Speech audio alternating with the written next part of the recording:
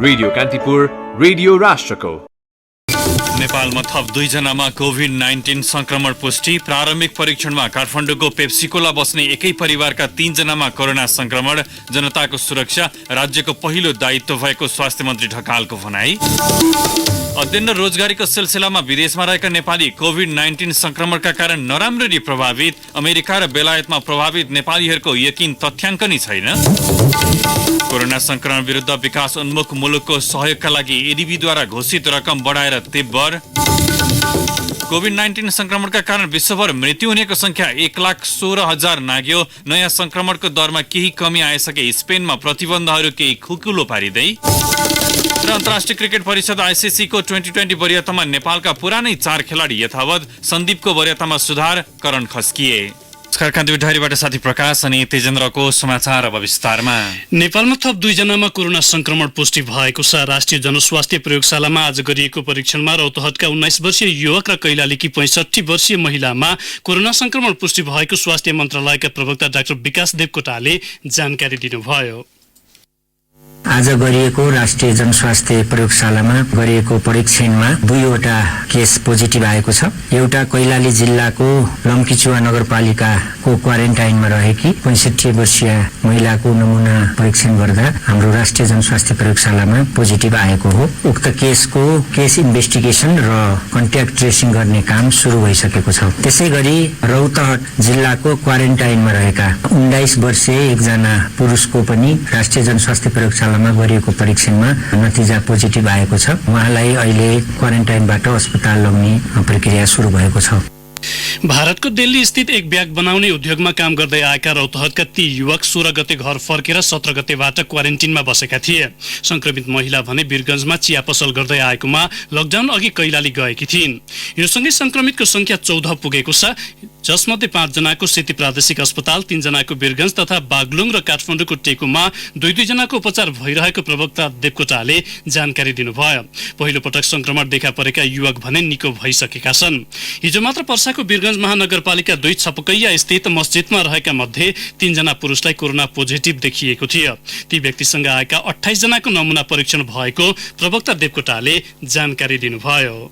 हिजो पोजिटिभ देखिएका केसहरूको contact tracing भइरहेको छ। त्यसमा मैले के अपडेट गराउन चाहन्छु। पर्सा जिल्लामा रहेका विभिन्न मस्जिदहरूमा रहेका 28 जना व्यक्तिहरूलाई क्लोज कन्ट्याक्टमा रहेका जुन हिजो पोजिटिभ देखिएका केसहरूको उहाँहरूको चाहिँ परीक्षण सम्पन्न भएको छ। केहीको परीक्षण भइरहेको अवस्था छ। त्यसैगरी पर्सा जिल्लाको छपकैया टोलका 59 जनाको र्यापिड किटबाट टेस्ट भएको छ। हाल त्यो नतिजा सबैको नेगेटिभ आएको छ। त्यसैगरी जिल्ला स्वास्थ्य कार्यालय पर्साबाट जिल्लाका 14 दिनभन्दा बढी क्वारेन्टाइनमा रहेका व्यक्तिहरूको यो र्यापिड किटबाट टेस्ट गर्ने प्रक्रिया सुरु भइसकेको छ।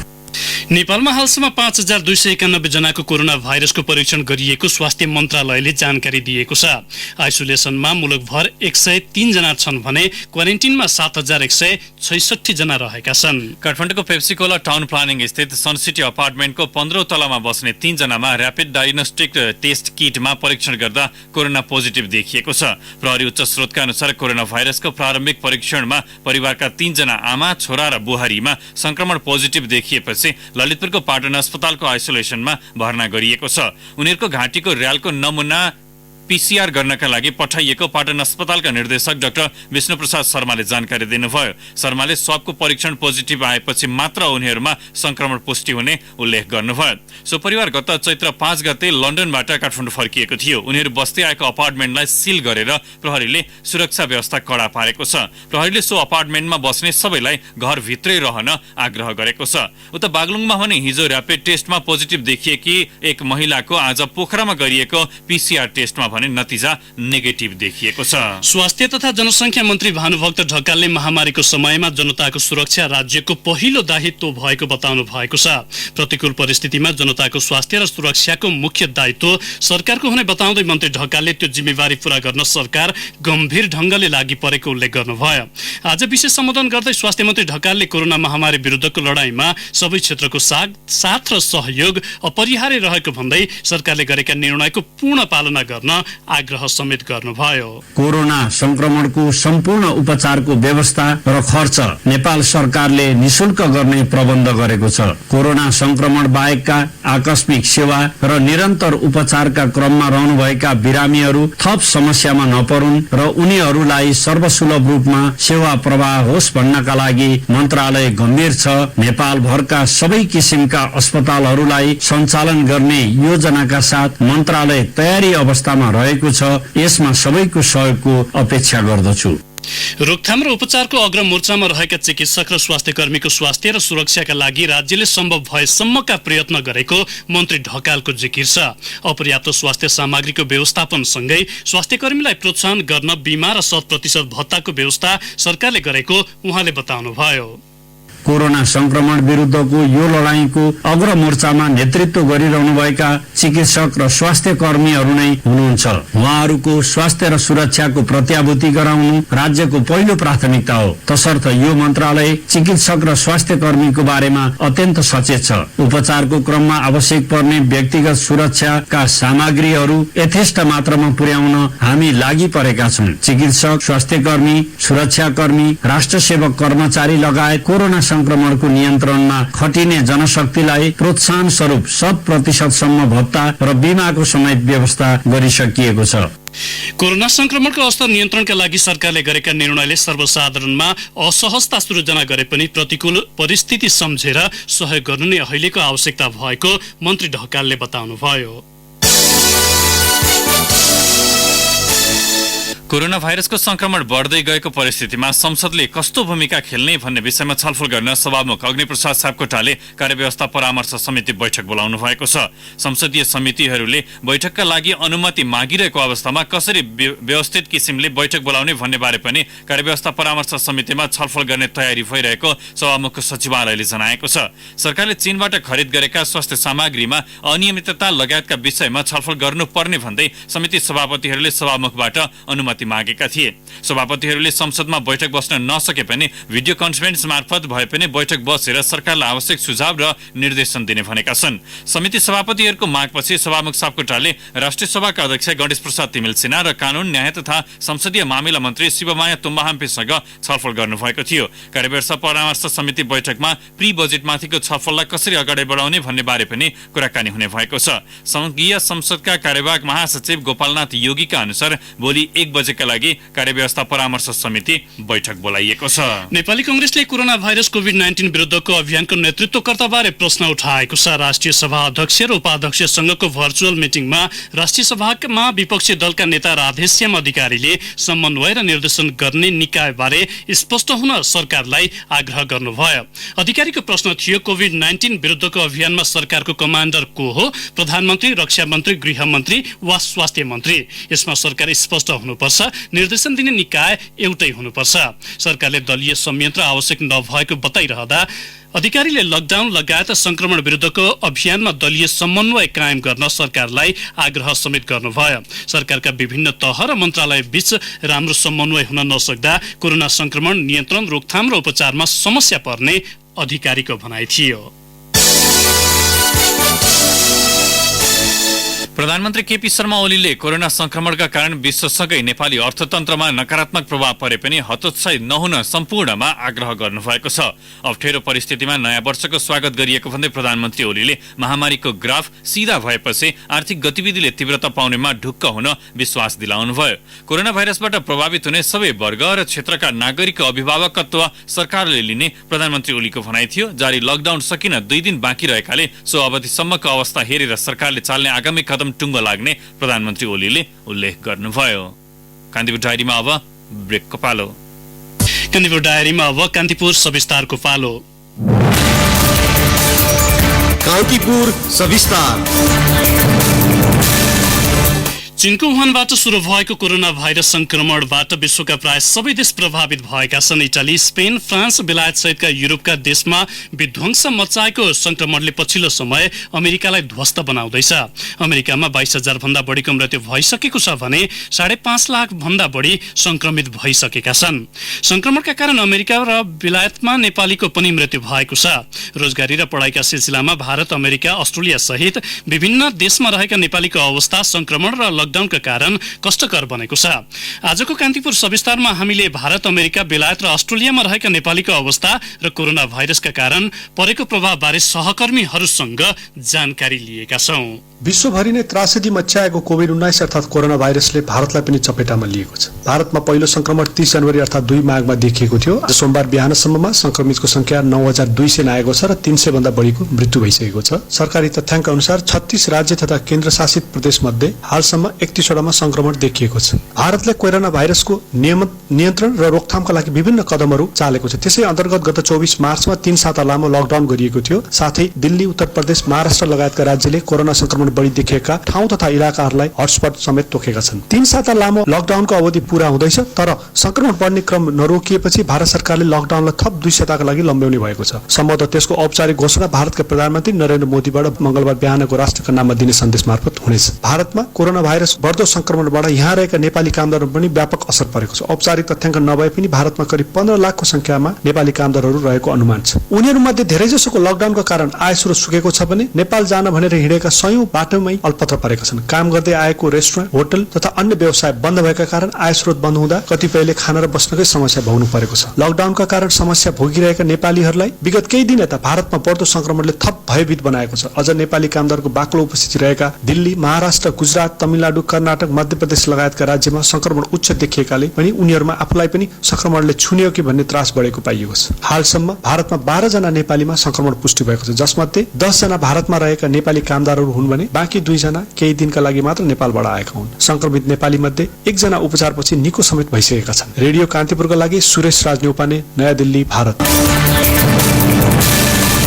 महाशक्ति राष्ट्र अमेरिका अहिले कोभिड-19 को गम्भीर चपेटामा संघर्षरत रहेको छ। हरेक दिन हजारको संख्या संक्रमणको सूचीमा थपिँदैछ भने मृत्यु हुनेहरूको संख्या निरन्तर उकालो लाग्दछ। यो रिपोर्ट तयार पार्दासम्म अमेरिकामा संक्रमितको संख्या 5.5 लाख नागेको छ। मृत्यु हुनेहरूको संख्या 22,000 नागेको छ। अमेरिकी अर्थतन्त्र एवं शेयर बजारका लागि महत्त्वपूर्ण माने न्युयोर्क शहर यति बेला गम्भीरमा मानवीय क्षति बेहोरेको छ। पछिल्लो तथ्याङ्क अनुसार न्युयोर्क राज्यमा प्रति 1 लाख जनसङ्ख्यामा 978 जनाको दरमा मृत्यु भइरहेको छ। न्युयोर्कसँगै छिमेकी राज्य न्यू जर्सी सहित मिचिगन, लुजियाना र इलिनोय राज्यमा संक्रमण तीव्र फैलिएकोमा अमेरिकी अधिकारीहरू चिन्तित छन्। अमेरिकामा जनवरी 20 अर्थात् झण्डै 3 महिना अघि पहिलो संक्रमित देखिएको थियो। यद्यपि संघीय एवं स्थानीय सरकारले यसको पहल कदमीमा केही ढिलाइ गरेका थिए। सरकारले झण्डै 1 महिना अघि मात्र गम्भीरमा भाइरस नियन्त्रणको पहल कदमी सुरु गरेको थियो, जसलाई विज्ञहरूले अमेरिकामा संक्रमण फैलिनुमा जिम्मेवार मान्दै गएका छन्। कोभिड-19 को संक्रमणबाट नेपाली समुदाय पनि अत्यन्त प्रभावित बनेको छ। अत्यधिक नेपालीहरूको बसोबास रहेको न्युयोर्क शहरमा अहिलेसम्म 5 जना नेपालीहरूको मृत्यु भइसकेको छ भने संयौंको संख्यामा संक्रमण रहेको अनुमान गरेको छ। यद्यपि यसको तथ्याङ्क नेपाली दूतावास एवं नेपाली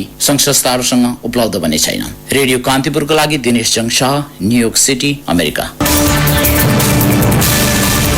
बेलायतमा लकडाउनले आज 4औं हप्ता टेकेको छ। कोरोना भाइरसका कारण मृत्यु हुनेको संख्या 10,000 नागेसँगै यताका अखबारहरूले हिजो आइतबारलाई इतिहासकै अँध्यारो दिनको संज्ञा दिएका छन्। कोभिड-19 कै कारण बेलायतमा मृत्यु हुने नेपाली र नेपाली मूलका बेलायतीको संख्या 8 पुगेको नेपाली दूतावासले पुष्टि गरेको छ, जसमा 5 जना नेपाली मूलका बेलायती हुन् भने 3 जना बेलायतमा स्थायी रूपमा बसोबास गर्दै आइरहेका नेपाली हुन्। लकडाउनका कारण बेलायती सरकारले विविध राहतका योजनाहरू सार्वजनिक गरेको छ, तर यसले विश्वविद्यालयमा अध्ययन गरिरहेका विदेशी विद्यार्थीहरूको समस्या सम्बोधन गर्न नसकेको आरोप बेलायती सरकारलाई लागेको छ। यसैमाझ बेलायत स्थित नेपाली दूतावासले अप्ठ्यारोमा परेका नेपाली विद्यार्थीहरूलाई केही राहत दिन थालेको छ। यसरी राहत लिनेमा अहिलेसम्म 15 विद्यार्थी परेका छन् भने अन्य 200 जनाले समेत आवेदन दिएका छन्। बेलायतका प्रधानमन्त्री आफै संक्रमित भएका थिए। अब उनको स्वास्थ्यमा उल्लेख्य सुधार भइसकेको छ, तर पनि केही समय उनी सरकार सञ्चालनमा सक्रिय हुन भने सक्ने छैनन्। यसले सरकारी निर्णयहरूमा केही अन्योलता छाएको छ। लकडाउनलाई खुकुलो बनाउन सकिन्छ कि सकिँदैन भन्ने निर्णयहरू तत्काल लिनुपर्ने बेला आएको छ। लकडाउनलाई निरन्तरता दिइरहने वा सशर्त खुकुलो बनाउँदै लैजाने के गर्ने हो भन्ने निर्णय यसै साता बिहीबारसम्म गरिसक्नुपर्ने बाध्यता सरकारलाई छ। लकडाउनको प्रभावका रूपमा दैनिक मृत्युदर केही घट्न थालेका छन्। अस्पताल भर्ना हुने कोरोना संक्रमितको संख्या पनि ओह्रालो लागेको छ। यी सकारात्मक पक्ष भए पनि तत्काल लकडाउनलाई खुकुलो पार्दा यी सबै मेहनत खेर जान सक्ने विज्ञहरूले बताएका छन्। त्यसैले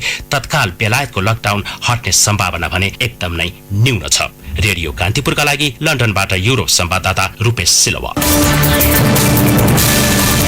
कोरोना भाइरसका कारण अस्ट्रेलियामा रहेका 54,000 नेपाली विद्यार्थी समेत प्रत्यक्ष प्रभावित बनेका छन्। उनीहरूलाई सहयोग पुर्याउन एनआरएन लगायतका संस्थाले खानेकुरा वितरण गरिरहेका छन् भने केही संस्थाले आर्थिक रकम समेत संकलन गरिरहेका छन्। अन्तर्राष्ट्रिय विद्यार्थीले सञ्चय कोष जसरी नै जम्मा गरेको सुपर एन्युएसन रकम झिक्न पाउने व्यवस्था अस्ट्रेलिया सरकारले गरेको छ। यहाँका जनताका लागि अर्बौंको राहत प्याकेज सार्वजनिक गरेको अस्ट्रेलिया सरकारले अस्थायी भिसामा रहेका विदेशीका लागि सहयोग गर्न नसक्ने स्पष्ट पारिसकेको छ। अन्तर्राष्ट्रिय विद्यार्थीले अस्ट्रेलियाका नागरिक सरह वा केही कम नै भए पनि राहत पाउनुपर्ने माग गरेपछि यहाँका प्रधानमन्त्री स्कट मरिसनले आफ्नो मुलुक फर्कने बाटो खुल्ला रहेको कडा जवाब दिनुभएको थियो। अध्ययनरत 5,50,000 बढी अन्तर्राष्ट्रिय विद्यार्थीहरूका लागि भने अहिलेसम्म खासै आर्थिक सहायता सम्भव नरहेको निमित्त अध्यागमन मन्त्री एलेन टजले बताउनु भएको छ। अस्ट्रेलियामा करिब 1,20,000 नेपाली बसोबास गर्छन्। कोरोना भाइरसको संक्रमण भएका 8 जना नेपाली निको भइसकेका छन्। कोरोना भाइरसको संक्रमणमा परि अहिलेसम्म अस्ट्रेलियामा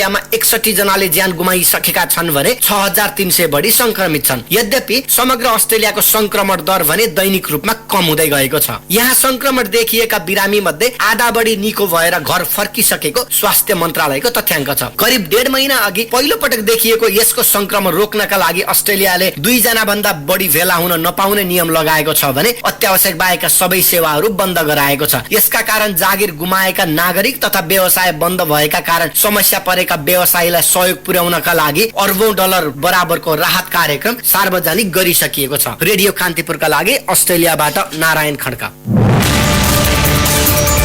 कान्तिपुर सविस्तार।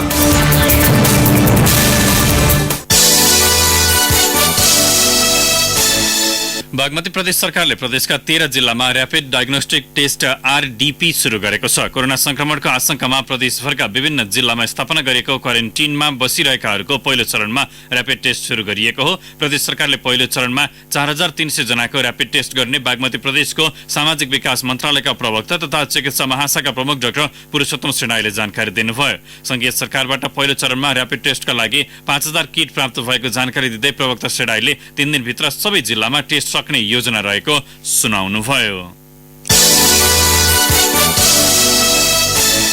लकडाउन पालना गराउने क्रममा प्रहरीले लाठीचार्ज गर्दा भएको भागदौडमा सप्तरीको खडग नगरपालिका 6 वीरपुरकी 65 वर्षीय जैनब खातुन कुजारनीको मृत्यु भएको छ। जिल्ला प्रहरी कार्यालय सप्तरीका प्रवक्ता डीएसपी तिलक भारतीका अनुसार विवादका क्रममा बेहोस भएर ढलेकी उनको राजविराजको गजेन्द्र नारायण सिंह अस्पतालमा उपचारका क्रममा मृत्यु भएको हो। इलाका प्रहरी कार्यालय कल्याणपुरबाट प्रहरी निरीक्षकको कमानमा खटिएको टोलीले घर बाहिर सडकमा रहेका स्थानीयवासीलाई सम्झाउने क्रममा विवाद भएको थियो। लकडाउनको बेला ल्याक्टोजिन दूध बोकेर नेपाल प्रवेश गरेका एक भारतीय नागरिकलाई सीमामा खटिएका सुरक्षा बलले रोक्ने क्रममा सिराहाको सोहरवा स्थित सीमा नाकामा झडप भएको छ। झडपका क्रममा सशस्त्र प्रहरी जवान राजन कुमार चौधरी घाइते भएका छन् भने भारत महुलियाका मोहन कुमार यादव पक्राउ परेका छन्। सशस्त्र प्रहरीका एसपी प्रवीण कणेलका अनुसार दूध बोकेर नेपाल प्रवेश गरेका यादवलाई सुरक्षाकर्मीले सीमाबाटै फर्काएका थिए। उनी फर्किएको केही बेरमै महुलिया क्षेत्रबाट आएको 18-20 जनाको समूहले नेपाली क्षेत्रमा प्रवेश गरी सुरक्षाकर्मीमाथि ढुङ्गा प्रहार गरेको एसपी कणेलले बताउनुभयो। भारतको दिल्लीमा रहेको निजामुद्दिन तब्लिगको जमात को सभाबाट भागेर नवलपरासीको सुस्ता हुँदै पैदल छिरेका सुनसरी इनोरवा नगरपालिकाका 65 वर्षीय अब्दुल मिया र सलमान मियालाई स्थानीयले नियन्त्रणमा लिएर भारतीय प्रहरीको जिम्मा लगाएका छन्। हिँडेर सुस्ताको बाटो हुँदै नेपाल छिरेका उनीहरू सभा सकिएको 21 दिनपछि भारत महाराजगञ्ज हुँदै नेपाल प्रवेश गरेका थिए। सुस्ता गाउँपालिका 5 नम्बर वडाका अध्यक्ष प्रभुनाथ यादवको टोलीले आज बिहान 6 बजे उनीहरूलाई नियन्त्रणमा लिएर भारतीय प्रहरीको जिम्मा लगाएको स्थानीय अंगत यादवले जानकारी दिनुभयो।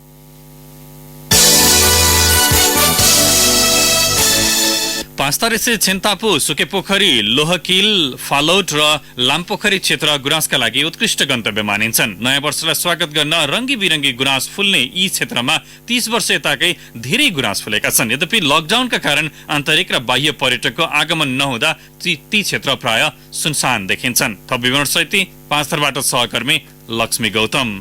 विगतमा गुराँस कम फुल्थ्यो तर हेर्ने मान्छे धेरै आउँथे, तर यो वर्ष ठिक उल्टो भएको छ। पाँचथरको फालेलुङ, फाल्गुनन्द र याङ्गोरा गाउँपालिकासँगै फिलिम नगर क्षेत्रका वनहरूमा विगतको तुलनामा धेरै गुराँस फुले पनि गुराँस हेर्न आउनेहरूको संख्या शून्य छ। सुकेपोखरीका स्थानीय सुरेश राई, वार्षिक तपाईको हाम्रो वैशाख 1 गते यहाँ पर्यटकीय एउटा बजार भनौँ न, बजार लगाउने गर्छौँ हामीले। त्यो बजार यसपल्ट चाहिँ पुनः तपाईँको यो कोरोना भाइरसको महामारीको सङ्कटबाट गुज्रिरहेको अवस्थामा यो वर्ष चाहिँ पुरै आन्तरिक पर्यटकहरू पनि आउने, अब आवतजावत गर्ने अवस्थाहरू चाहिँ एकदमै ठप्प भएको अवस्था छ। गुराँसे वनहरू रहेको यी क्षेत्रमा वर्षौंदेखि नयाँ वर्षको अवसरमा मेला, उत्सव र महोत्सव आयोजना हुन्थे। यो सिजनमा आएका पर्यटकले गरेको खर्चबाट स्थानीयका लागि वर्षभरि गुजारा चलाउने माध्यम पनि बन्थ्यो। अहिले कोभिड-19 को संक्रमण रोकथामका लागि सरकारले गरेको लकडाउनका कारण आन्तरिक र बाह्य पर्यटक नआउँदा आफूहरूको रोजीरोटीमा दूरगामी असर परेको फाल्गुनन्द 3 का स्थानीय अनुज तामाङको चिन्ता छ। यहाँ चाहिँ वैशाख 1 गते मेला लाग्दाखेरि चाहिँ यो क्षेत्रको केही मान्छेहरूको चाहिँ आय स्रोत भनेको वैशाख 1 गतेको मेलाबाट आर्जेको केही रकमले चाहिँ वर्षभरि खानु पर्ने यस्तो स्थिति थियो। कोरोनाको महामारीको कारणले गर्दाखेरि पुरै देश लकडाउनमा हुँदाखेरि यो क्षेत्रमा कुनै पनि चलपल छैन। त्रिभुवन विश्वविद्यालयका प्राध्यापकहरूले गरेको एक अध्ययनमा नेपालको पूर्वी भागमा 31 प्रजातिका गुराँस पाइन्छन्, जसमध्ये पाँचथरका विभिन्न वनहरूमा मात्रै 28 प्रजातिका रहेको अध्ययनहरूले देखाएका छन्। गुराँस फुलेको हेर्न आउनेका लागि स्थानीयले होमस्टे र होटलसँगै गेस्ट हाउसदेखि पदमार्गसम्म निर्माण गरेका छन्। यतिको तयारीका साथ पर्यटकको स्वागत गर्न तम्सिएका स्थानीयका लागि लकडाउन दाँतमा ढुङ्गो लागे झैं भएको छ। सुकेपोखरीकै अर्का स्थानीय अजय राई, धेरै यस क्षेत्रमा चाहिँ गुराँसहरू मनमोहक ढङ्गले ढकमक्क गुराँसहरू फुलिराखेको अवस्था छ। विगत वर्षमा चाहिँ जुन चाहिँ यो नयाँ वर्षको आगमन सँगसँगै चाहिँ धेरै भन्दा धेरै चाहिँ नै आन्तरिक तथा बाह्य पर्यटकहरूको यस क्षेत्रमा भिडभाड, घुमफिर सँगसँगै रमाइलो गर्ने धेरै पर्यटकहरू आउँथे भने हाल चाहिँ यो कोरोना भाइरसको कारणले यतिखेर चाहिँ एकदमै सुनसान अवस्थामा छ। हुन त लकडाउनमा वायु, ध्वनि र वातावरण प्रदूषण कम हुँदा प्रकृतिलाई आराम भएको महसुस गर्न सकिन्छ। यद्यपि स्थानीयले गुमाइरहेको लाभको हिस्साका विषयमा पनि सरकारवालाको ध्यान जानु जरुरी देखिन्छ। रेडियो कान्तिपुरका लागि लक्ष्मी गौतम, सुकेपोखरी, पाँचथर। गुराँस फुलेको सम्बन्धी सहकर्मी लक्ष्मी गौतमको यो रिपोर्टपछि कान्तिपुर डायरीमा फेरि पनि ब्रेकको पालो। अब आर्थिक प्रसङ्ग। एसियाली विकास बैंक एडीबीले कोरोना संक्रमण विरुद्धको लडाईँका लागि सहयोग तीव्र पारेको छ। एडीबीले सहयोग रकम तिब्बरले बढाएर 20 अर्ब डलर पुर्याएको हो। विकासोन्मुख मुलुकको सहयोगार्थ भन्दै एडीबीले प्रारम्भिक रूपमा घोषणा गरेको 6 अर्ब 50 करोड डलरको प्याकेजमा 13 अर्ब 50 करोड डलर थप गरेको हो। यसमध्ये 2 अर्ब 50 करोड डलर सहुलियत र अनुदान स्वरूप प्रदान गरिने एडीबीले जनाएको छ। कोभिड-19 का कारण विकासोन्मुख मुलुकको लघुवित्त क्षेत्र र स्वास्थ्यमा परेको असर न्यूनीकरणका लागि सो रकम खर्च हुनेछ। प्रदेश सरकारले कोरोना भाइरसको सम्भावित संक्रमण रोकथाम, नियन्त्रण, उपचार र राहत वितरणका लागि भन्दै स्थानीय तहलाई 9 करोड 50 लाख बजेट प्रदान गर्ने घोषणा गरेको छ। मुख्यमन्त्री शेरधन राईले नयाँ वर्षको उपलक्ष्यमा प्रदेशवासीलाई शुभकामना दिँदै मातहतका 137 वटै स्थानीय तहमा बजेट उपलब्ध गराउने घोषणा गर्नुभएको हो। महानगरपालिकालाई 20 लाख, उपमहानगरपालिकालाई 15 लाख, नगरपालिकालाई 10 लाख र गाउँपालिकालाई 5 लाखका दरले बजेट उपलब्ध गराउने मुख्यमन्त्री राईको घोषणा छ। यस्तै प्रदेश सरकारले स्थानीय तह र स्थानीय प्रशासनसँग समन्वय र अनुगमन लगायतको भूमिका निर्वाह गर्न 14 वटै जिल्ला समन्वय समितिलाई 5-5 लाखका दरले कुल 70 लाख रुपियाँ बजेट उपलब्ध गराउने घोषणा पनि गरेको छ। घर, मोटर, कल कारखाना र अन्य सम्पूर्ण निर्जीवन बीमा सेवा सुविधाको लागि सानिमा जनरल इन्स्योरेन्स, निरन्तर सेवा, निर्धक्क साथ। लकडाउनका कारण वीरगञ्ज स्थित सिर्सिया सुखा बन्दरगाह भन्सार कार्यालयको राजस्व संकलन प्रभावित भएको छ। चैत महिनामा यो भन्सारले लक्ष्यको 64.47% मात्र राजस्व संकलन गर्न सक्यो। भन्सार कार्यालय प्रमुख उमेश श्रेष्ठका अनुसार भारत तथा तेस्रो मुलुकबाट मालवस्तु आयात हुने क्रम जारी रहे पनि लकडाउनका कारण बन्दरगाहमा सहजताका साथ काम गर्न सक्ने अवस्था नरहेकाले लक्षित राजस्व असुली हुन नसकेको हो। चैत महिनामा 3 अर्ब 16 करोड रुपैयाँ राजस्व संकलनको लक्ष्य रहेकोमा 2 अर्ब 3 करोड रुपैयाँ मात्र राजस्व संकलन हुन सकेको छ। मालवस्तु आयात हुने क्रम भने साबिकै जस्तो रहेको श्रेष्ठले बताउनुभयो। भारत तथा तेस्रो मुलुकका माल सामान दैनिक जसो रेलबाट सुखा बन्दरगाहमा पुग्ने क्रम जारी रहे पनि त्यहाँ पुगेका मालवस्तु आयातकर्ताले सोही गतिमा बन्दरगाहबाट गन्तव्यसम्म लान नसकेकाले बन्दरगाहमा मालवस्तु थुप्रने क्रम बढेको छ। अब अन्तर्राष्ट्रिय समाचार। कोरोना भाइरस महामारीका कारण विश्वभर 1,15,286 जनाको मृत्यु भएको छ। 18,70,076 जनामा संक्रमण पुष्टि भएकोमा 4,41,323 जना निको भएका छन्। अमेरिकामा सबैभन्दा बढी 22,161 जनाको मृत्यु भएको छ। त्यहाँ 5,58,526 बढी संक्रमित छन्। अमेरिकाले कोरोना भाइरसको परीक्षणलाई तीव्र पारेको जनाएको छ। भाइरसबाट बढी प्रभावित अर्को मुलुक बेलायतमा मृत्यु हुनेको संख्या 11,329 पुगेको छ। अमेरिका, स्पेन, इटली र फ्रान्सपछि बेलायतमा पनि मृत्यु हुनेको संख्या 10,000 नागेको हो। त्यहाँ 89,000 बढी संक्रमित भएका छन्। इटलीमा संक्रमणबाट भएको मृत्युदरमा उल्लेख्य कमी आएको छ। पछिल्लो 24 घण्टामा त्यहाँ 431 जनाको मृत्यु भएको छ। यो गत मार्च 19 यताकै सबैभन्दा कम हो। फ्रान्समा पछिल्लो 24 घण्टामा 345 जनाको मृत्यु भएसँगै ज्यान गुमाउनेको संख्या 14,393 पुगेको छ। स्पेनमा कोरोना भाइरसका नयाँ संक्रमणको दरमा केही कमी आएसँगै प्रतिबन्धहरू केही खुकुलो पारिएको छ। 24 घण्टाको अवधिमा 517 जनाको मृत्यु भएको छ, जुन पछिल्लो साताकै दरमा सबैभन्दा कम हो। स्पेन सरकारले निर्माण क्षेत्र, कारखाना जस्ता घरबाट गर्न सकिने कामदारलाई काम सुरु गर्न दिने निर्णय गरेको हो, जसका कारण अत्यावश्यक बाहेकका केही व्यक्ति काममा फर्कदा अवस्था चाँडै सामान्य हुने आशा व्यक्त गरिएको छ। राजधानी मड्रिडमा रेल, सार्वजनिक बस सेवा सुरु गरिएको छ। चीनमा कोरोना भाइरस नियन्त्रणमा आए त पहिलो पटक ठूलो संख्यामा संक्रमित फेला परेका छन्। त्यहाँ एकै दिन 108 जनामा नयाँ संक्रमण भेटिएको हो। तीमध्ये अधिकांश आयातित केस रहेको त्यहाँको राष्ट्रिय स्वास्थ्य कमिसनले उल्लेख गरेको छ। 10 जनामा देखिएको संक्रमण भने स्थानीय स्तरमै सरेको हो। कोरोना संक्रमणको उद्गम स्थल चीनमा संक्रमण नियन्त्रणमा आएको बताइएको थियो। त्यससँगै सबैभन्दा बढी प्रभावित वुहानमा गरिएको लकडाउन हटाइएको छ। चीनमा हालसम्म 83,485 जनामा संक्रमण पुष्टि भएकोमा 80,000 बढी निको भइसकेका छन् भने 3,343 जनाको मृत्यु भएको छ। कान्तिपुर डायरीमा अब एउटा खेल प्रसङ्ग। अन्तर्राष्ट्रिय क्रिकेट परिषद आइसिसीले सार्वजनिक गरेको 2020 तर्फको वरियतामा नेपालका पुरानै 4 क्रिकेटर कायम रहेका छन्। अलराउन्डर तर्फ पारस खड्का, सोमपाल कामी र करण केसी वरियतामा कायम रहँदा ब्याटिङमा पारस र बलिङमा सन्दीप लामिछाने यथावत छन्। अलराउन्डर तर्फ 26औं स्थानमा यथावत रहेका पारस ब्याटिङ तर्फ पनि 75औं स्थानमा कायम रहेका छन्। अलराउन्डर तर्फ सोमपाल 73औं स्थानमा यथावत रहँदा एक स्थान झर्दै करण केसी 88औं स्थानमा पुगेका छन्। बलिङतर्फ 3 स्थान माथि चढ्दै बलिङतर्फ सन्दीप 3 स्थान माथि चढ्दै 84औं स्थानमा पुगेका छन्। यसअघिको वरियतामा उनी 87औं स्थानमा थिए। टी20 को विश्व वरियतामा नेपाल 15औं स्थानमा छ। टी20 को वरियतामा एसियाली मुलुक सिङ्गापुरले ऐतिहासिक छलाङ मार्दै 20औं स्थानमा आइपुगेको छ। हस्त साथै कान्तिपुर डायरीका आजका सम्पूर्ण बुलेटिनहरू यही सकिन्छन्। नियमित बुलेटिन भोलि बिहान 6:30 बजेबाट हुनेछ। तबसम्मलाई साथी प्रकाश अनि म तेजेन्द्र बिदा हुन्छु। नमस्कार, शुभरात्रि। सूचना र मनोरञ्जनको संवाहक रेडियो राष्ट्रको रेडियो कान्तिपुर।